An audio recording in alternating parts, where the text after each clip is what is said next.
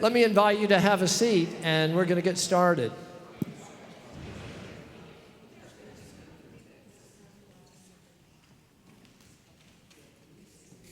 Well, good afternoon.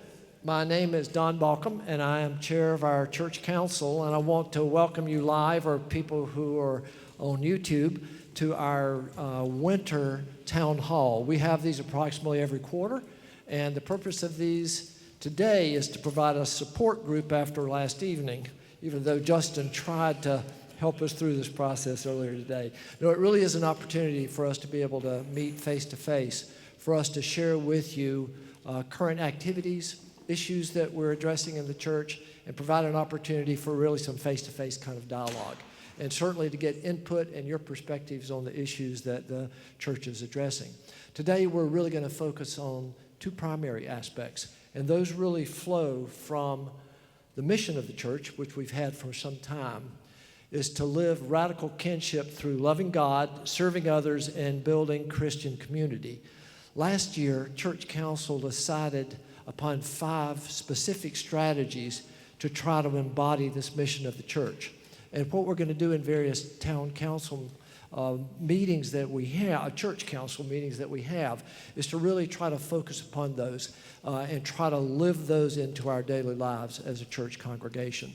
So these are those 5 strategies of increasing generosity, building spaces for ministry, planning new campuses, connecting our congregation into small groups, and then you'll see bolded, which is going to be our primary focus today, which is missionally working to end the achievement and opportunity gaps in the Chapel Hill Carrboro City School System. So that's what we're going to address. In addition, each time that we have a church town hall such as this, we'll spend a few minutes sort of keeping you up to date on finances in the church. That's not because that's our most important issue, but it's rather that church finances are complex, and rather than sending everyone spreadsheets, we want to sort of give you a summary of how things are going. So we're going to spend a few minutes.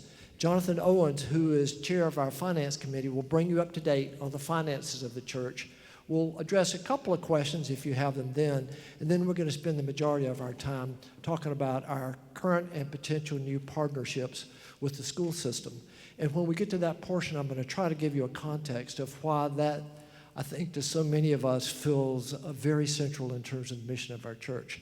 But first, Jonathan, if you will bring us up to date for a few minutes on how we're doing financially. Thanks, Don. For those of you who don't know me, I'm Jonathan Owens. Just started as the chair of finance. Been on finance for a couple of years now. Was on trustees for a few years, and recognize a lot of faces. Let's see. I got a lot to juggle here. So we're going to touch on giving and spending so far, and it's really nice where we are in the year, and thanks to Mike Saunders for pulling these numbers together from the system. And we're going to focus on what's really nice to be able to touch on calendar year 2019 versus 2018 to give us kind of a feeling. We recently changed the fiscal year over into a July to June fiscal year, which still twists my noodle to think on. I think in calendar years, and so it's been. They did this to me at work too. So it's at church and at work. They switched me to this kind of calendar, but it's nice. We're going to look at it as a calendar year for the most part, because most people think that way too. So just to touch on these numbers a bit, and again, I have to summarize things a little bit, and I want to be quick to give time to the other topics. Overall, 2019 versus 2018, we had a $110,000 increase in total giving with 29 fewer giving units. And so you see the one large one-time gift of $97,000, that kind of makes up the bulk of what the delta was in terms of the increase in giving. So, you know, apples and apples is sort of on par with previous years. And kind of the discussion around on finance has been, and that was without sort of this doesn't include the current results of the generosity campaign. So this was what happened in 2019 as that process was kind of underway. And so we're actually expecting an increase on the order of, they're estimating $1.5 million from the generosity campaign for Again, I'm thinking in calendar years, but for 2020, it would be more on that order of magnitude of 1.5 versus the 1.4 there, or 1.1. No, that didn't.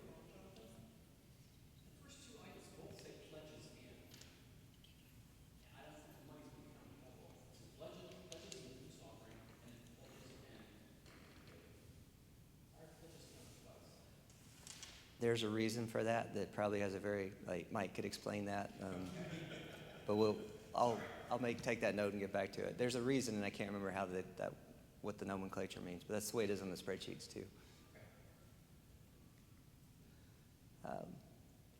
So giving so this is looking at the fiscal year. So the first 7 months of this fiscal year, July to January, I would just make the comment that we're about on par. Year to year, there's a lot of variability, but in the same period, we're still on about the same track. And again, you see that reduction in the number of giving units as well. We'll touch a little bit on that, I think. And then on expenses, general operations, I added those two lines together to kind of get a feeling. And so overall, we're $44,000. Again, this is the July to January, first 7 months of the fiscal year. We're showing $44,000 increase overall between those two segments, which is about a 4.5% increase. And as Mike will tell you, there's a lot of variability, kind of lumpy spending, just like the giving can be lumpy too. So that kind of variability within a 6-month period is not too unusual.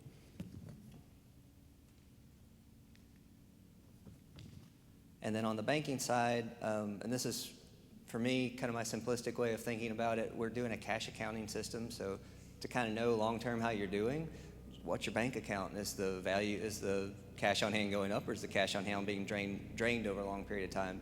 And so in this current period, we're showing $240,000. If you add these two bits together with the cash on hand and the receivables, we're at $240,000 versus $218,000 in the previous period. So cash on hand's gone up, and you can see from the debt side, debt before of $232,000 is now more like $150,000 on the debt side. So you can see our cash on hand is up and our loans are down. So again, at a high level, you can look at it at a glance and say we feel like we're doing pretty well overall over this last period.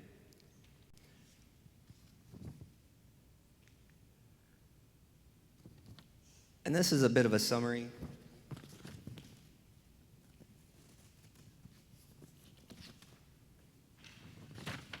That we just spoke about. Seems to be a consistency in giving. Operation expenses are controlled, and we've had higher cash on hand, and the debt's lower.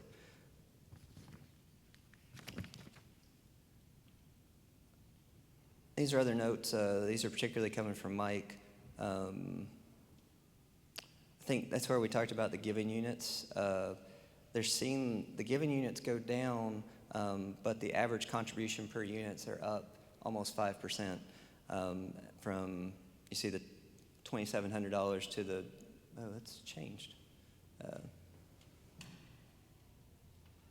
Yeah, on my sheet that has the average giving is up $2,700 to $2,800 for the year, for the period, even though there's smaller giving units. And again, this is before the generosity campaign is really, we've seen the effect of that. Yes, ma'am. Yeah. Yeah, I went through that very quickly. So on the operating expenses side, that includes the apportionments. And just as an aside, we're going to have our next finance meeting. Most likely, it's going to be Monday night, the 17th. And so if you really want to get into these numbers, we do review them in great detail. And Mike brings a booklet of spreadsheets. It's almost 10 pages long, and it goes through each of the line items. We get into very exciting discussions about designated funds versus non-designated funds. But they are open meetings, so if anybody wants to come, I do actually encourage people. And you can decide whether or not you want to serve on finance. in the future. I think that's a good thing. So are we, I mean, we're staying on target with that, like the is requiring it less and we're back to kind of apportionments? I don't know the details of how the apportionment system works, but Mike always makes a reference to we're one of the most consistent churches in terms of how often we give and then we pay our full amount, and that it's always been a priority, and that those do go in. But that's another good. Mike is the expert in all these things, Mike Saunders, and he puts in a lot of work to make all this happen. I'm sorry, I missed part of the question, but so around apportionments, so yes, we are one of the most consistent apportionment givers. Our conference depends on that, and they call us if it's a day late. And the apportionment calculations, we believe, will shift a little bit this year. We're not exactly sure what that looks like. So, for instance, in previous years, we would account for all the missional activity that happens in the life of our building and things like that, and then there's an adjustment. That question was not even on the apportionment, our tables that we turn in that are part of our apportionment calculations. My guess is that it's because the economics of our annual conference, like all annual conferences, have changed a bit. And so they're not able to create the kinds of deductions that they usually do. So I can't say today exactly whether that number will go up or down. It's hard to tell. Well, I mean, I know that debt is a factor in it. So I mean, if you have more debt and your apportionments are sometimes calculated a little bit less, and if you have a lot less debt. Yeah, that's how it works in Tennessee. Right. The bigger church. The bigger church, one of the bigger churches paid a little bit less than we did at West End, but they had a lot more debt than we Right. did. Like, we had to do a building improvement, and we had a lot of gifts, and it took care of it. They had to do some major renovations, and they had to rely on, like, a line of credit, I think, so. And Anyway. that's often how it's worked in many annual conferences. I don't know exactly how that's going to work moving forward, given things. And we're also a church that is used to carrying very little debt in comparison with many other churches or many of our peers. Yeah. So. Yes. And thanks for the questions. And Don did want us to move quickly through this for the other part of the. I'll be around afterwards if you want to talk in more detail. And yes, ma'am. Yeah, I just would like to know what bank you do go with. Thank you. I don't need it. Thank you. What bank do Yeah. you deal with? I need to look back because we changed that recently from. Yeah, I mean, we've often used Wells Fargo, but yes, we have diversified a little bit. I'm trying to remember. We had the one account with SunTrust, and then that switched over. They got bought out, but we can get back to you on that. Yeah, I would also recommend BB&T. It is a very, very good bank. The bank that my family owned in Georgia became that bank. And so I know how well they organize themselves. And I do think you have to be very alert. What percentage are you making out of that loan? What percentage do they make out of using your money? We will, and that's It's a actually, game. we have been recently reevaluating those, even banking relationships due to like we were using Wells Fargo, and they've gotten kind of a bad reputation over the last few years for some of their challenges. So we're also looking at it from that standpoint too. But I'll turn it over back to Don, and I'll be available later if I can.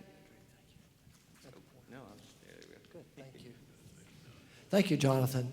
We want to now focus the rest of our time on talking about our partnership and relationships with the Chapel Hill Carrboro City School System. And why is that listed as one of the major strategies that Church Council decided upon? Sort of how does that fit into the mission of our church? And I actually think it is quite important. In part, it may flow from our spiritual perspective that we are all God's children, and that we're all to be loved and embraced. And probably more broadly, many of us just believe that this should be a diverse community where everyone not only is welcomed, but is supported and encouraged and provided opportunities to thrive. And that exists over the entire lifespan.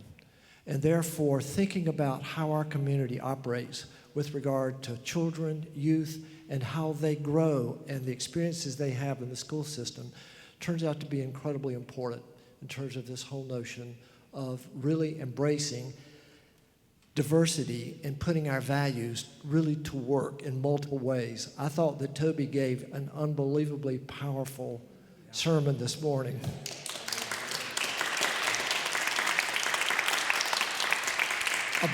About how we are called to really embrace everyone, and that many people in our community live almost invisible lives and things that we miss.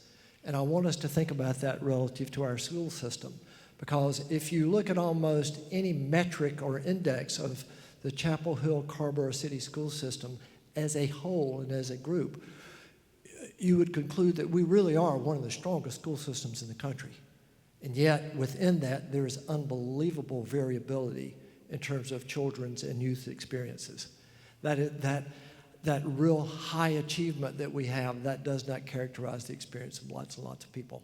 So that's what we want to talk about today, and whether or not how already as a church, we are involved in that process, and some pretty striking and important opportunities that are available to us in our partnership with the school system that we want to be able to address today. And if you think about how we do that, it's probably in terms of two major sets of resources of how we are involved and how we contribute. One of those is us as human beings, how we're involved individually and through our organization of the church. In just a moment, Creighton's going to talk with you about a variety of programs where we as individuals, as a huge resource, how we give and are involved in trying to create an equitable system within our community and the school system. And then our second resource really is our facilities. And Justin is going to talk with you about some potentially new ways that we might want to partner with the school system with regard to facilities. Those actually have some very important implications as we move forward over these, quote, next 50 years. That's not hyperbole. These are pretty important decisions that we're right at the beginning of starting to discuss these issues. So we want to bring you as a church into this dialogue right away. Share that with you as we're just beginning that journey. Get your thoughts and your input along the lines. So Creighton, if you'll come on up and talk to us about the sort of ways that we're involved in terms of different members of the church being part of the Chapel Hill school system, that'd be great. Excellent. Thank you, Don. So the ways that we are moving in and operationalizing the strategy of closing in on the achievement gap is through two mentor programs. And the first one I want to talk to you about is us adopting the Kids Hope model at Ephesus Elementary School. Kids Hope is a national program that is run through churches. One of their models is one church, one school. And what they've done is just creating mentoring opportunities where children who don't have support, whether it be at home or at school, find a caring adult who walks alongside of them. And right now, this spring, where are we? Sorry, we're in the spring. This fall, seven mentors, oh my goodness, 7 mentors and I started working with Principal Taylor, Principal Eric Taylor, and the social worker there, Marnie Meredith, actually Elizabeth Andrews' daughter-in-law, to put together, to match these mentors, 8 mentors with 10 kids. And we've been meeting with them primarily at lunch and really allowing those children to guide us. We've been either reading with them. I have 2 boys that like to play chess. And after about 8 or 9 weeks, I can tell you that they are pushing me in my chess strategies. I'm having to read to keep up with them. It's awesome. I'm like, oh, he had me there. But it's great, and it's just creating those relationships. And we're at a point now that Principal Taylor and Mrs. Meredith, they're asking us for 10 more mentors. They've begun to identify 10 other students, and we're hoping to make that match here in the next couple of weeks, but especially before spring break. And so if your age group, when we look at this achievement gap, it's all about one-on-one relationships. And if your age group is more, if you think you could connect or do better with an elementary age student, come and talk to me about plugging in at Ephesus with Kids Hope. And now I want to turn it over to Betsy Betsy Burke is serving as our revision coordinator, and she's going to talk to you about what revision is doing and what the opportunity we have at Blue Ribbon. Thank you. I am here, I'm new to the University United Methodist Church, but I'm a lifelong Methodist. And I am here not as an educator, but as a mother and as someone who feels very strongly, very passionate about equality and also about addressing the disparity within the public school system. So starting from there, I think we all agree that it is important for every child to be successful in the public school system. And here I was actually very surprised to find out that despite having such a strong overall system and great teachers and programs, that the disparity gap between the white kids at the top and the minority kids at the bottom is the lowest in the country, except for one other place, and that happens to be, ironically, Ann Arbor, Michigan, which is also a university community. It really begs for us to look at two opportunities that the school system has offered us in the past week to try to help address that problem. And so the two programs are both mentoring programs.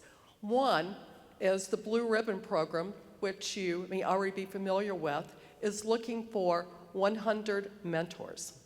And the Blue Ribbon program is really about trying to pair motivated high school students, so these would be high school students, with an adult who is willing, available to meet with them both inside the school and outside school for relatively brief periods or short periods of time throughout the year.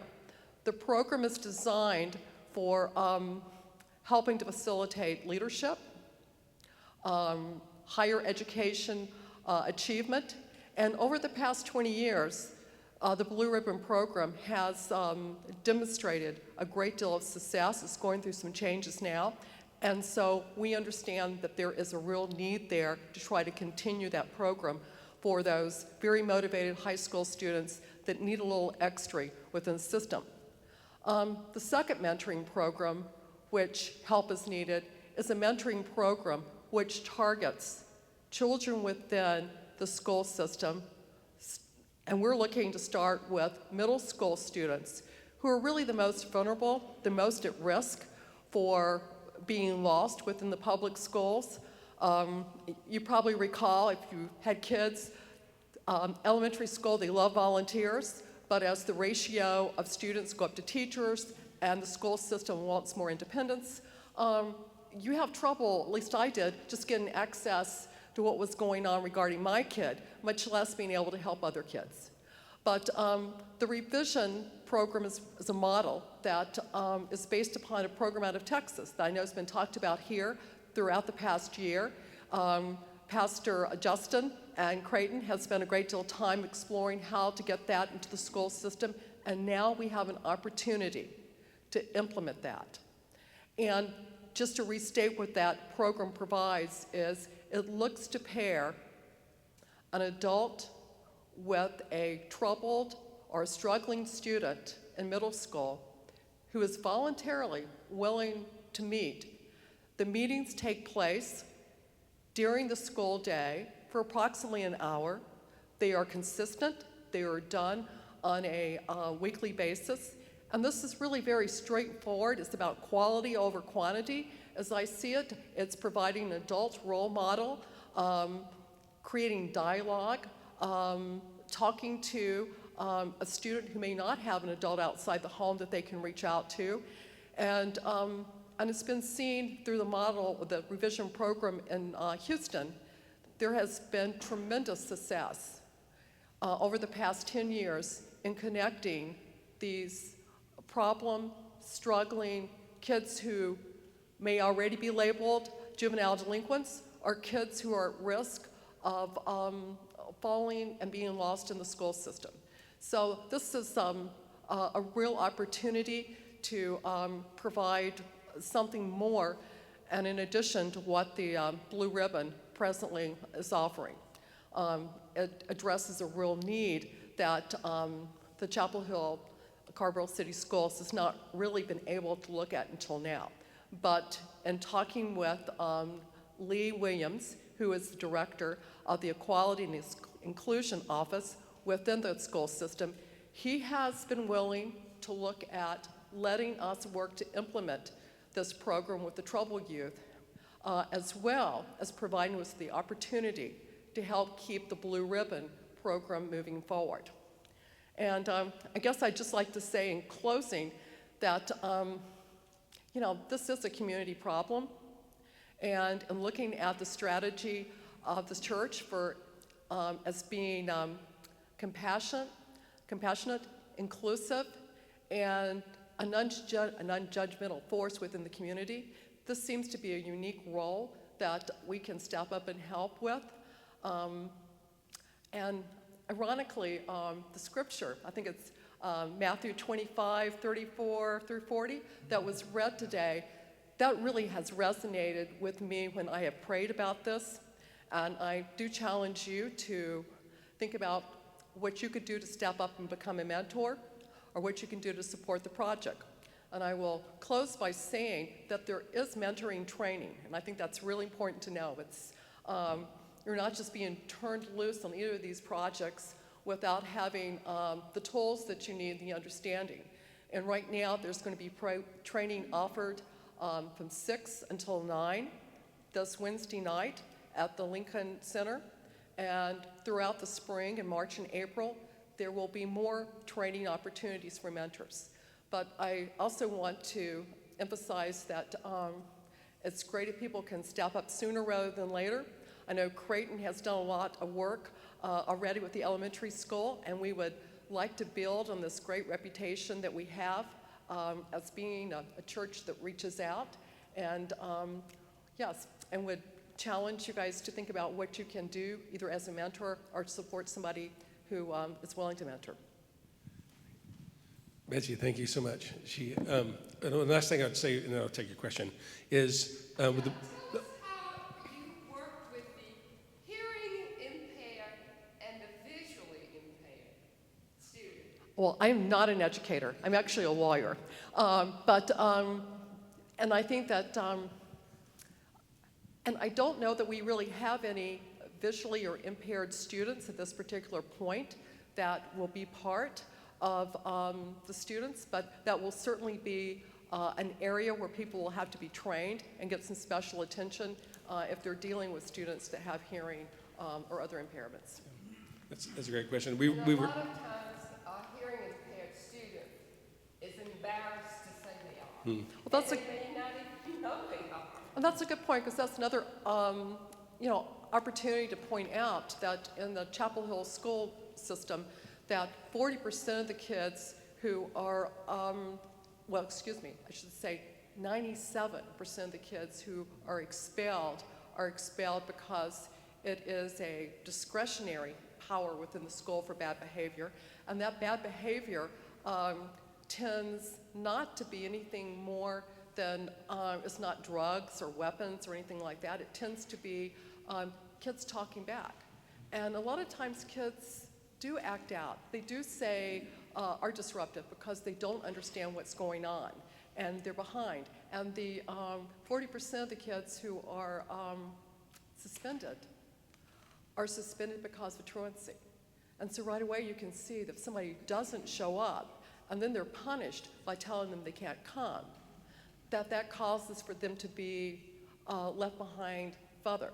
And I build on your comment because, if kids don't know what's going on, they can't ask the questions, they can't keep up, and that's what was a real problem that was identified, I think, in the revision program in Houston, that this model with one-on-one mentoring has been able to address with the Houston school system in a way that we would like to explore, and taper to make it fit with the schools here.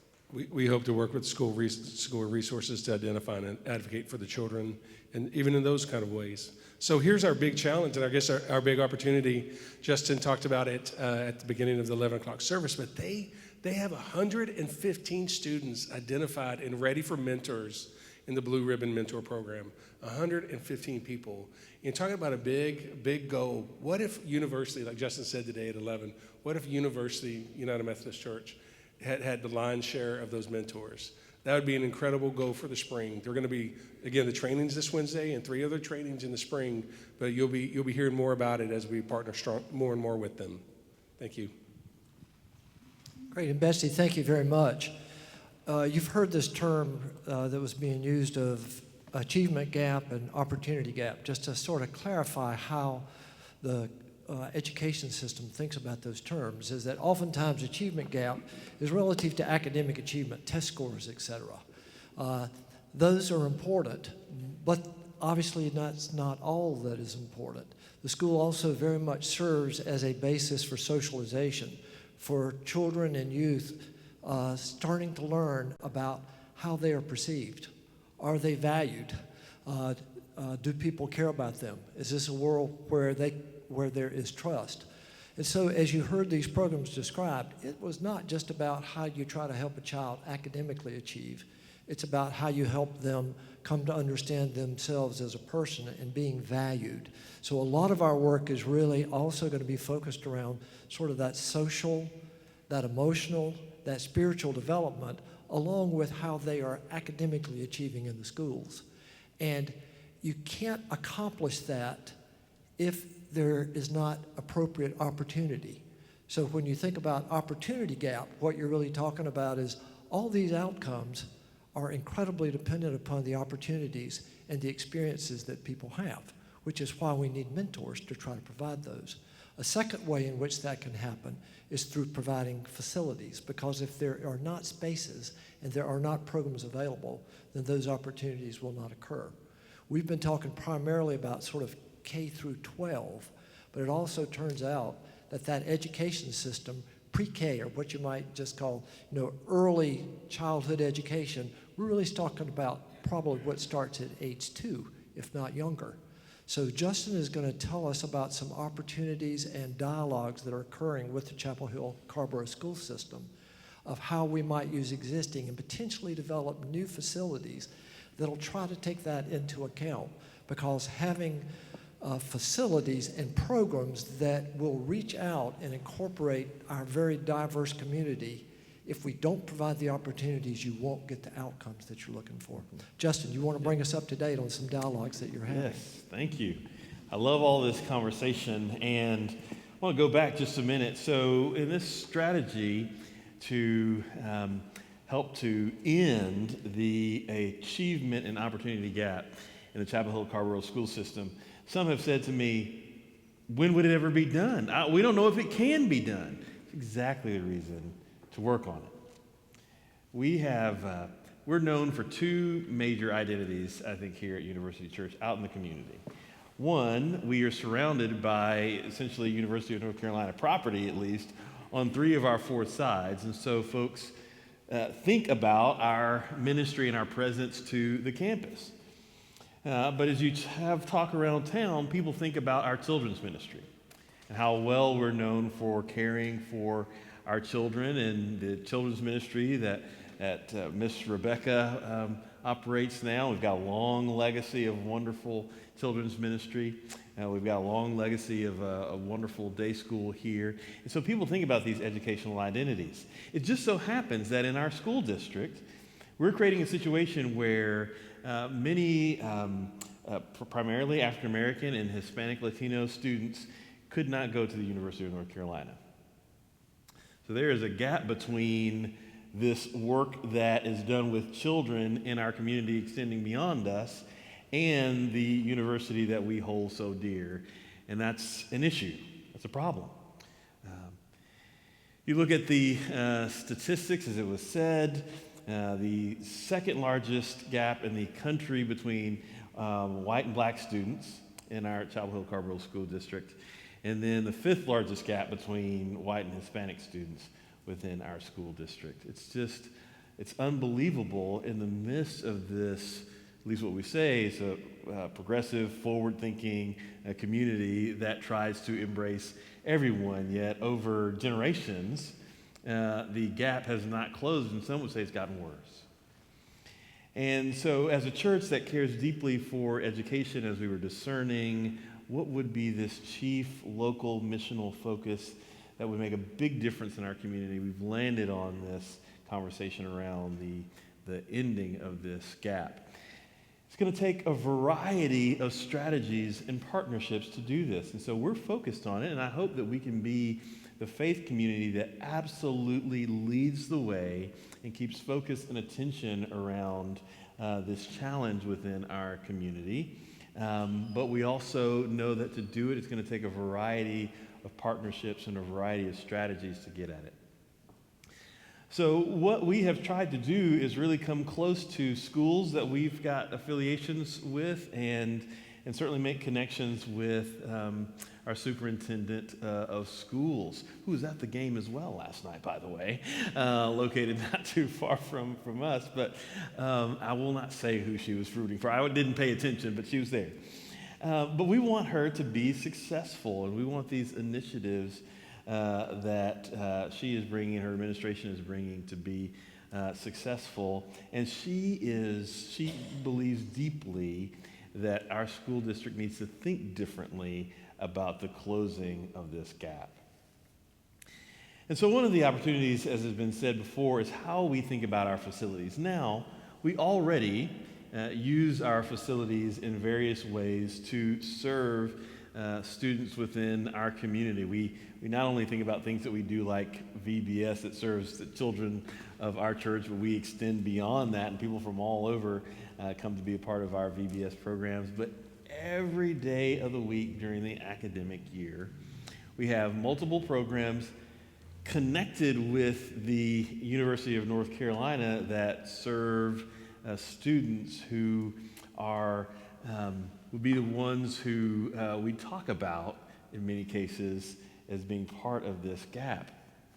So we've got Communiversity, after-school program, buses pick up students, drop them off here. Students from the University of North Carolina work with them on homework and things like that. And they also have fun activities that happens in the upper level of our education wing. We also have music empowerment through the music school, where students from the University of North Carolina have music lessons with students who otherwise might not be able to afford music lessons. And so wonderful ways that we have connected to try to help students in our school system. But there are also other opportunities. So I've heard Dr. Baldwin, our superintendent, say on several occasions that the gap starts in pre-K. It starts before you get to kindergarten. So the quality of the pre-K experience is what, for certain students, creates a shift and helping them to have a good start within the school system. And so she said this over and over again, but I've also heard her say that there are constraints around more pre-K within the school system. There are 20 pre-K classes across our school system.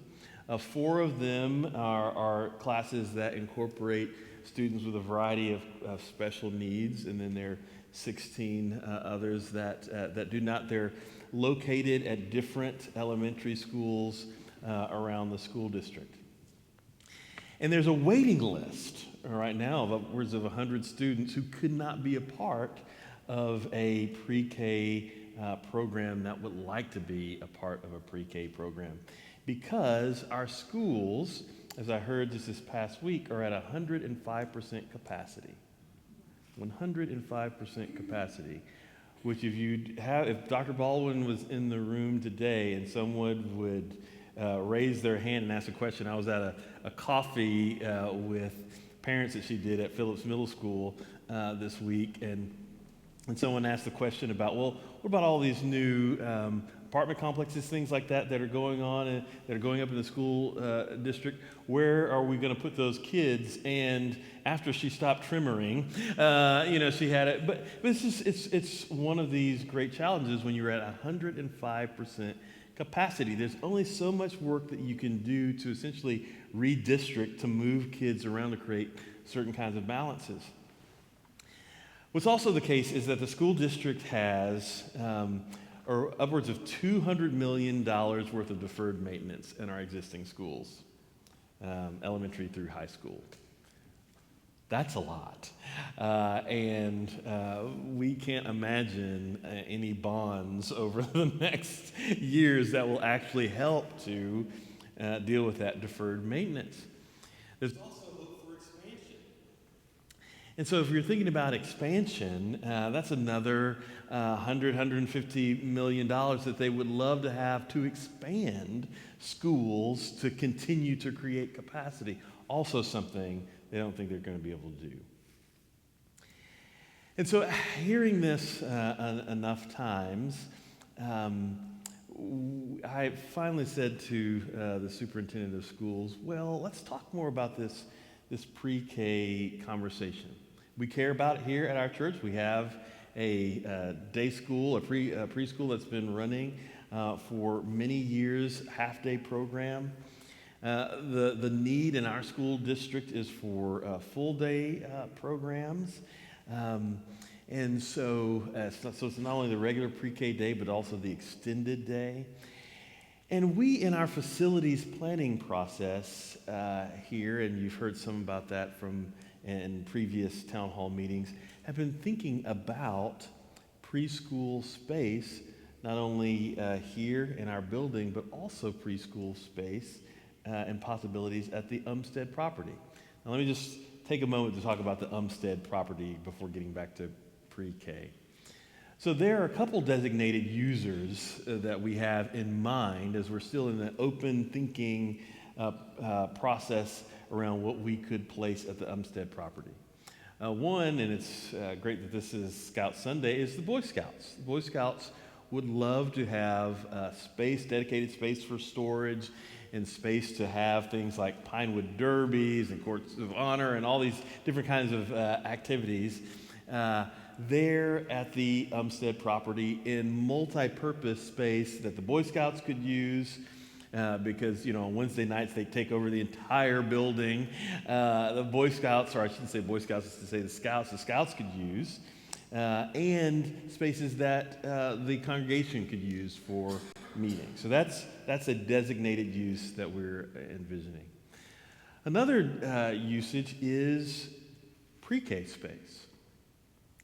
Now, there's been a conversation within our preschool about thinking toward the future. Should we remain a half-day program, or should we move into a full-day program, or could we be a half-day and a full-day program? And if so, could we reach a broader socioeconomic spectrum within our preschool? Could we have a number of low-income families? And if we were to do so in a full-day program, what's the economic model that could make that possible? Now, we've talked about it. It's been talked about since before I arrived, and I'm thinking I've got 3 chairs of church council here who are all thinking, yeah, we've talked about this quite a bit.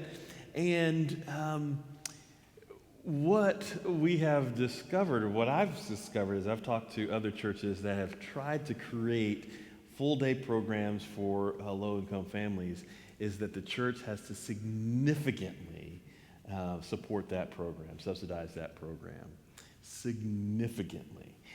And so there's a sustainability question that's in that from the 2 or 3 churches that I've talked to that are doing that. Even they're thinking about, we believe this is important, but it's sustainably. How can we do this? And so as we are imagining things in our pre-K program, we think that it will likely remain a half-day program. And I should say that nothing that we are talking about here related to partnership puts in jeopardy our preschool. We can continue to have a preschool model just as the one that we have, if we choose to do so. That can be different than what we're talking about. There are also possibilities for deep integrations of the two programs that we could think about in years to come. So just to keep that in mind, I know there are a lot of folks who care deeply for our preschool and the model in which it's operated. So going back to facilities, so it's possible you could imagine in a world that you could have our program as it is here, but also a pre-K facility that at present we think we could create space for upwards of 200 students at the Umstead property. That could be done in partnership with the school system. So I mentioned this to the superintendent of schools. I said, we're trying to imagine this, and we've been trying to imagine what could work economically. And she said, you know what? If you build it, we will fill it up and we will operate it. It really is, it's literally, if you build it, they will come. It actually works in this situation. Because that would free up space within the current elementary schools, so they could expand K through 5 programming and create this preschool center. So she said, if you'd be willing to talk about that, we would be willing to talk about that. And so we then had a larger meeting with several of the local church pastors hovering around downtown, and everyone thought this was a really great idea, and some even said, if you build it, we will help to pay for it. I really like that. That was really cool. So this is an opportunity before us. Now, certainly that is a longer term. That's not happening this year or next year. That's a capital campaign process, and there's more thought that would go into it. So the school district said there are ways to partner before that. Assuming that's years out, there are ways to partner before that. And so one of the ways could be something like helping to extend the day of preschool. So they said if you operate a program in the morning, and if we need extended programming in the afternoon, 2:30 to 5:30, that's a 2.5-hour gap, and you've got space that's dedicated for pre-K, and we need some space that's dedicated for pre-K, could we bring students downtown and move them between University Church, University Presbyterian Church, and Chapel of the Cross? That's an idea. We're still in the very preliminary stages of thinking about this, but it's an idea that the school system believes would really help. Another thing that the school system said would help is in staffing, particularly for that after-school program. There's challenges right now around staffing their extended day programs. So then they said to us, Carrie Moore, the director of the pre-K and Head Start program for the school district, said, if you have, it's not just us, if any of the churches around here in the area who have half-day programs have staff that would like to also work for the school district, again, it's after their hours with any of our programs, would those staff like to make a little extra money and come and help us staff some of these programs, this extended day program from 2:30 to 5 or 2:30 to 5:30? That is an opportunity as well. And as I've talked to our preschool director, there's a sense in which there are some folks who would want to do that, who might want to do that at least, not just at our church, but in other churches in the area. So there's that opportunity as well. And in the coming academic year, that might be the model. It might be the model that we would encourage, do a broad blanket invitation for preschool staff from across churches in our town to apply and be a part of this program, this after-school program, and our folks would go to them, and then in the following academic year, so 2020-21, we might consider that model. Then 21-22, we might consider whether we could open up some of our churches for this kind of a program.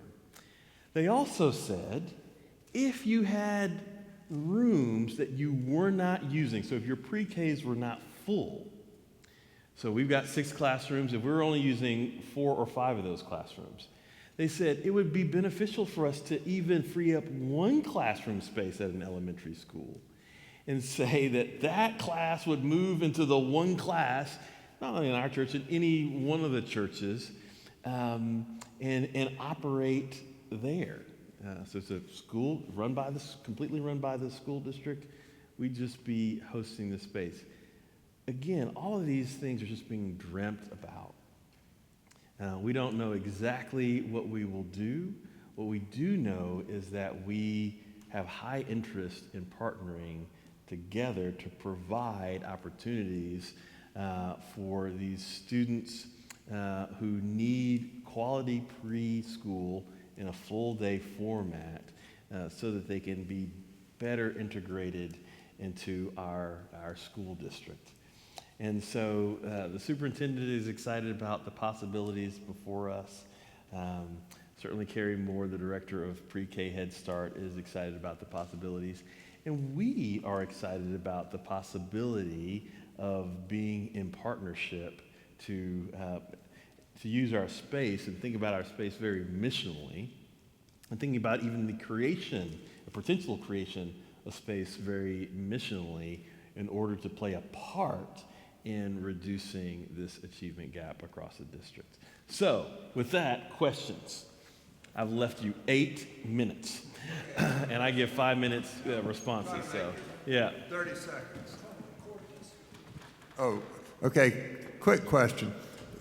This vision is very exciting. Yeah. Now, there's one element that I would like to mention, and it's obvious, and that is the diversity element and how to tap other faith groups in your endowment. For example, the Pentecostals, Methodist, Episcopal, and so forth, who already are doing a lot more than we do in many ways with the 2 groups whom Toby mentioned, namely Hispanic and African American. So one more element. Yes.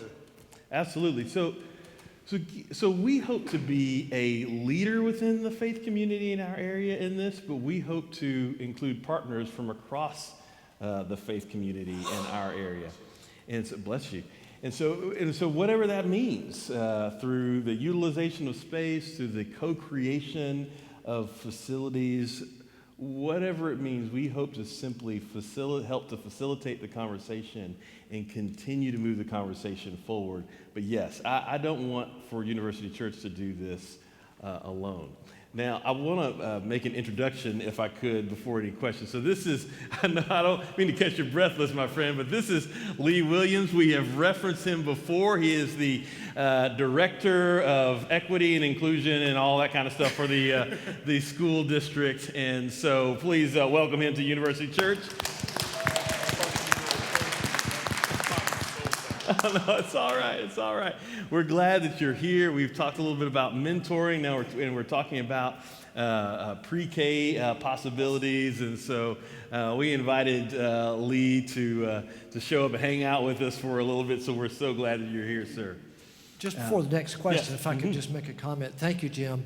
And what the findings show when you really look at pre-K education systems in the United States, that is the most segregated part of the education system. Prior to kids getting into kindergarten, that's where the segregation exists more than any other point along the way. So what we're really talking about is trying to create a set of diverse experiences. And there are some really good models that have been demonstrated that are quite successful in doing this. So we would not have to wing it. There are many people such as Lee who know this area. We've got wonderful universities in our area with people who specialize in this. So creating these diverse kind of experiences is key. The diversity is a really key part of that. It's not sort of create a facility where you continue to segregate out a given part of the population. It really is to create a diverse experience. Right. Any other? Amen. I think we've got one question there, one here. Yeah, thank you for putting this on, by the way. When you talk about mentoring in an educational context, I think tutoring. So I know we're still in the concept stage of this for our church and what it's going to look like, but I'm trying to think in terms of more specificity, what the theory is going to look like in practice.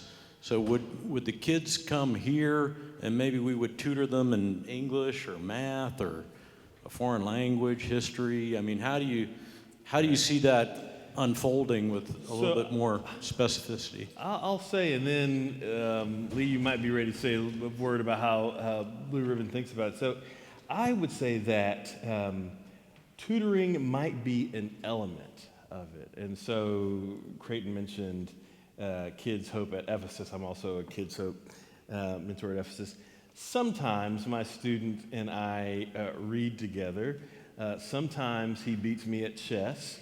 But we talk about life. We do highs. What's your high for the week? What's your low for the week? We talk about what's going on with life in the midst of that. And so our belief around mentoring is that it's a shared relationship. And so tutoring may happen, but the first goal of it is a person connecting with a person. That's part of what we define as kinship in the life of the church, helping to know one another and know one another's journeys. And we hope to be one more consistent adult in this person's life that shows up in the academic context, but also shows up in other contexts, sporting events, doing outing to the mall or something like that. These things that the Blue Ribbon program offers us ability to do. But I would say that if tutoring is done, it's just a vehicle to create further conversation. So please accept my apologies, and I do this a lot from my heart to yours.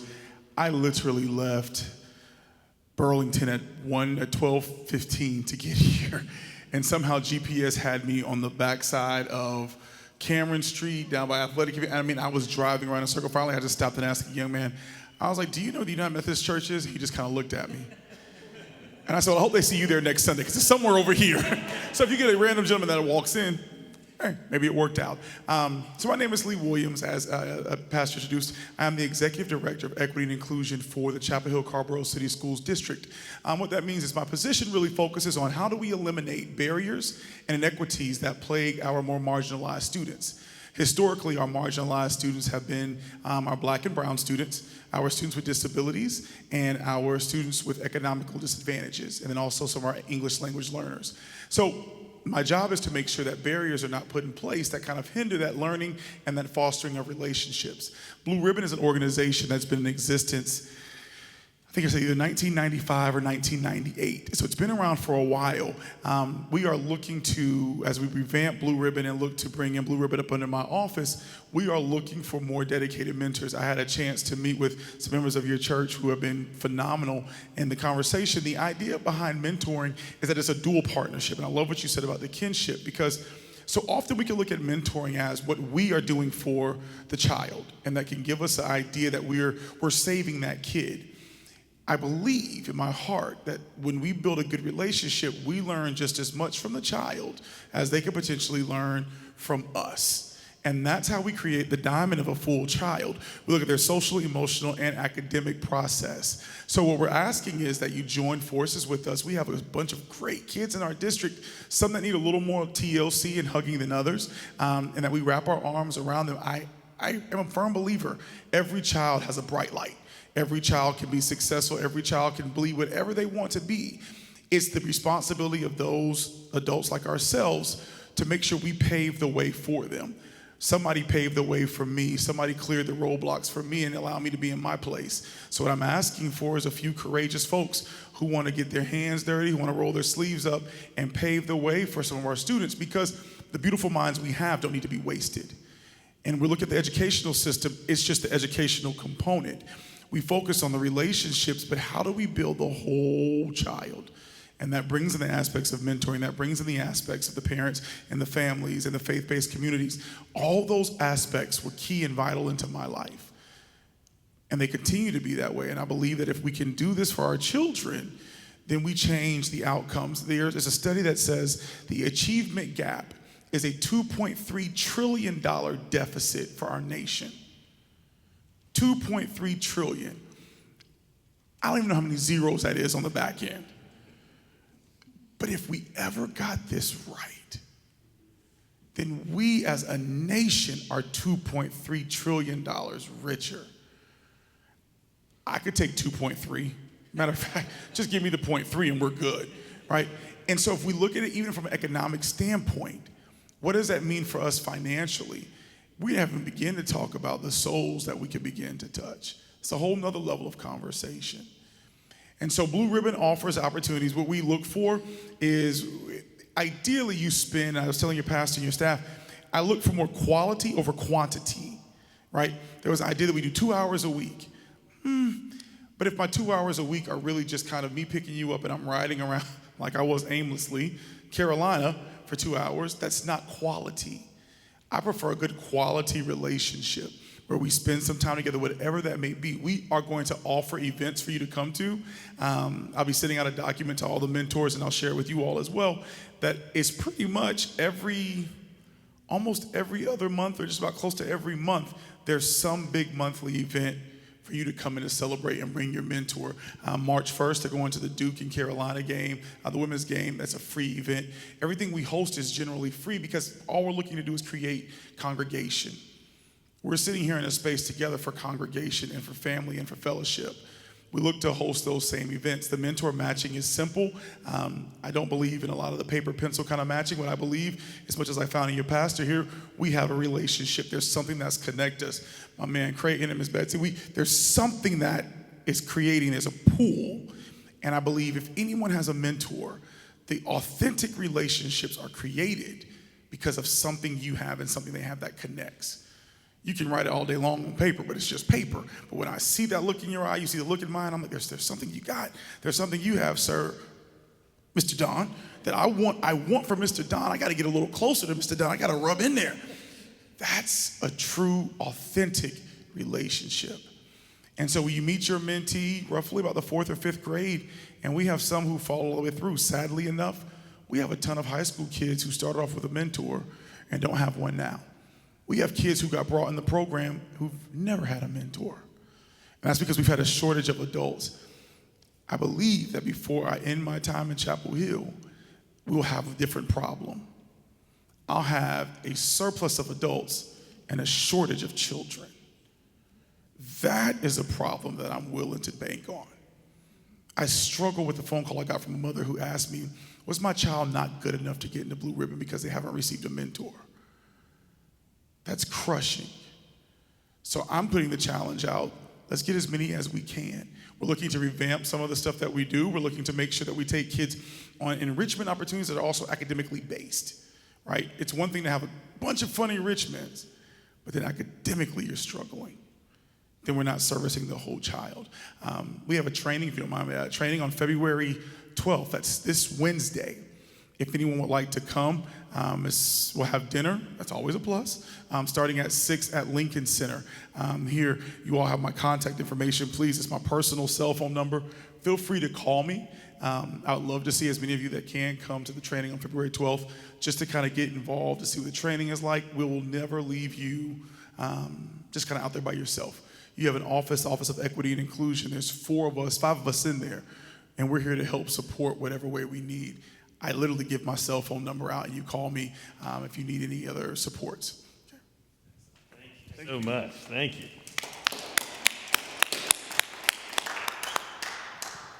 And I wanted to add one other point regarding to your question regarding tutoring. because for the revision portion of those kids at risk, we are not requiring, if I can say that, Creighton, we're certainly not requiring people to come with the skills to be tutors, because a lot of these kids are going to be struggling, not just socially, but also academically. But the mentors are very important people to help identify what resources exist within the school system and community, and help those students be advocates for themselves in pursuing those. So I wouldn't want anybody to hesitate from volunteering to take a struggling or a troubled middle schooler because they thought that they might not be qualified to do high school math. How long has it been? But anyway, do keep that in mind, because that's where the blue ribbon and the revisions might be just a little different. Thank you. Right. Well, thanks. There may be more questions. We'll hang around a little bit after. I know we're at our time, and these often run over because y'all have such good questions, and these are such great conversations. But I thank you for coming. I hope that you will tell others who who weren't able to be here to check this conversation out online. I hope even if you think you have time constraints or something like that, I hope you'll try to come on Wednesday to this training and be a part of these mentoring conversations. And please pray for us as we continue to think about how we might walk with the school district, thinking about closing the gap through a ministry of pre-K. So thank you. Go in peace, and we'll hang around and talk more.